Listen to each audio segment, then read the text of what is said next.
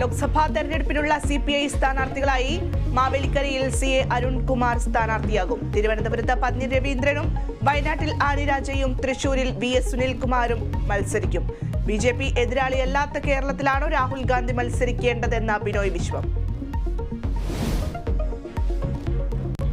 കണ്ണൂരിൽ K സുധാകരൻ വീണ്ടും മത്സരിച്ചേക്കും. DCC ആവശ്യം അംഗീകരിച്ച് AICC.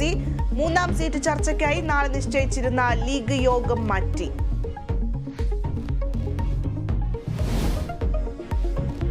മാസപ്പടി വിവാദത്തിൽ സർക്കാരിനെതിരെ മാത്യു കുഴൽനാടൻ. CMRL-നായി മുഖ്യമന്ത്രി നേരിട്ട് ഇടപെട്ടെന്ന ആരോപണം. ഭൂപരിധി നിയമത്തിൽ ഇളവ് തേടിയുള്ള അപേക്ഷയിൽ ഇടപെട്ടു. മുഖ്യമന്ത്രിയുടെ മകൾ എന്ന നിലയ്ക്ക് വീണ വിജയനെയാണ് എല്ലാവരും തെറ്റുകാരാക്കുന്നതെന്നും കുഴൽനാടൻ.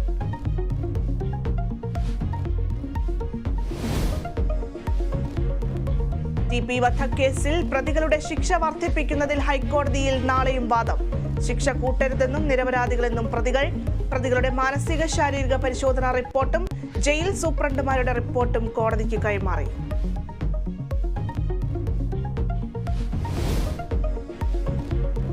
ഇംഗ്ലണ്ടിനെതിരായ ടെസ്റ്റ് പരമ്പര സ്വന്തമാക്കി ഇന്ത്യ. 4ാം ടെസ്റ്റിൽ ഇംഗ്ലണ്ടിനെ തകർത്തത് 5 വിക്കറ്റിന്.